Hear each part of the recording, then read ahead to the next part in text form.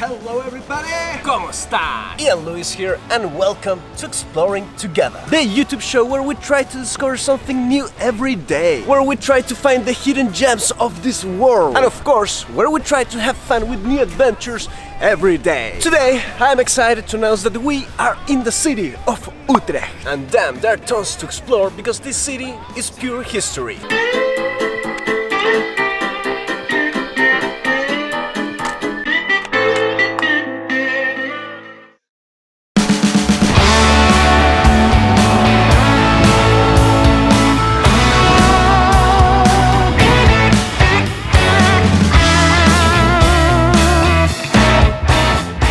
Today, I have the pleasure to announce that one of the first subscribers of this YouTube channel, one of the founders of this fellowship, is joining us. Please, round of applause to Michelle Lewis, my beautiful sister. Hey everyone! You see, when the Roman Emperor Claudio decided to create fortress along the Rhine River, one of these fortresses was built in the intersection of two rivers, the Rhine and another one, of course. And the name given to this fortress was Ultra Trajectum.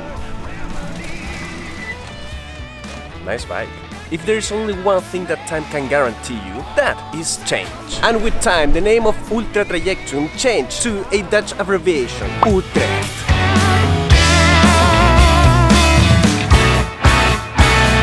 Don't look too close, best from afar. The murky light of a dim down bar. You've heard rumors, well they're all true. But what I've got is just right for you. The snake oil salesman, that's me. For whatever is ailing you, I got the remedy.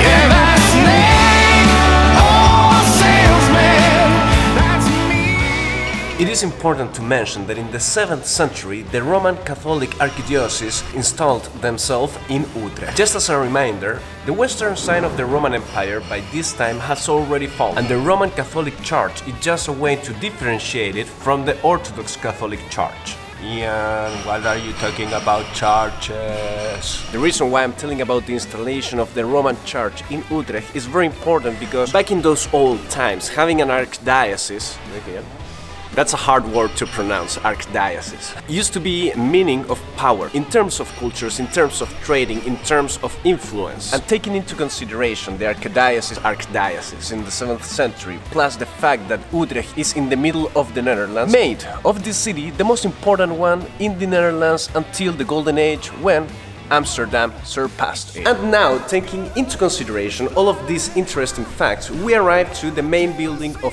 Utrecht, the Cathedral of St. Martin. The snake oil salesman, that's me. For whatever is ailing you, I've got the remedy. Yeah, that snake oil salesman, that's me. As an interesting fact, the church was ordered to be built by 1254, and the construction of this massive thing lasted for about 130 years, because it was finished by 1382. Pretty old. There is some strong wind going on. Mitty, don't fly away, Gorda. Don't fly away. We're gonna go inside the cathedral, so it's very likely that I won't be able to talk as much, but I will be showing you all the respective clips, exploring together. That is what it's all about. Life's a coat of many colors. It is never black and white. Can't have one without the other. The dark without the light. The Netherlands is a very liberal country and Dutch people aren't exactly religious. So, in order to maintain the churches and cathedrals, what they make is that they create exhibitions of art, gallery stuff inside of them, so people go in and they make a little donation once they enter the church. In the summer we were lovers. With the flame our hearts would burn. A flame the autumn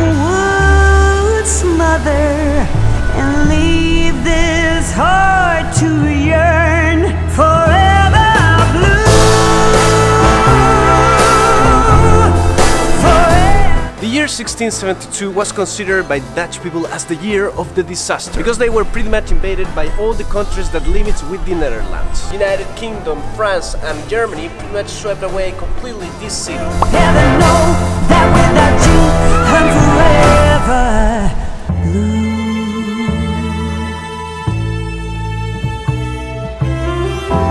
No more waking up early just to watch you sleep. Of course, a war means that the city got completely sacked, and the few things that remained in the city were the buildings. The real disaster began 2 years later, when in 1674 a storm that lasted for just 15 minutes blown away the complete town. It is said that people couldn't really believe what was going on, and that of course affected the cathedral. This is how it used to be. This is where we were earlier, and this is what nowadays doesn't exist anymore. After this storm, this is how it ended up being. You can see that here it is destroyed, and the tower was the only building that survived to this huge storm.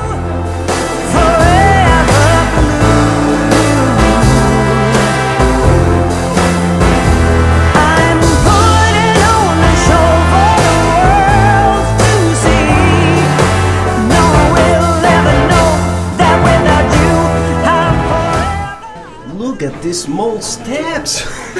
We currently are inside the tower.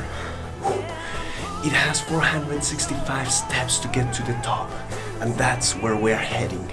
Look guys, down over there is where we were before in the morning. That's the part of the cathedral that was remaining still after the storm. It is very impressive to see how the storm cut it in half.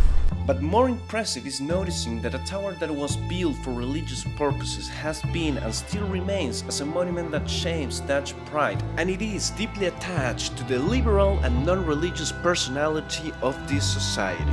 It is quite a thing coming up, eh? I'm actually feeling a little bit dizzy. It's like going in an endless circle. Whew. And it keeps going, and it keeps going, and it keeps going. Does it not finish? Oh yeah, there we go, look at this. Or to yearn forever blue. Forever blue. I'm putting on a show for the world to see. No one will ever know that without you I'm forever blue. So 112 meters later, 465 steps later, we are in the top of the tower. It is very impressive, and you know that there can't be any other building taller than this one in all Utrecht. I don't know why it's that. Culture, maybe. So we can see the whole city from here. It is not that big, but it's a very beautiful one. So that, explorers, is a short review of the history and the city of Utrecht. But Ian, there is something that doesn't make sense. How is it possible that a 15-minute storm destroyed a whole city? Well, let me tell you, my dear explorers, that according to the facts of the day, there was hail, strong wind and rain. In 1980, meteorologists arrived to the conclusion that this 15-minute storm was nothing more than a tornado. And with all of that being said, it is time for me to finish this video. And while I enjoy this beer, like, share it and subscribe. And I will see you soon, you stormy explorer.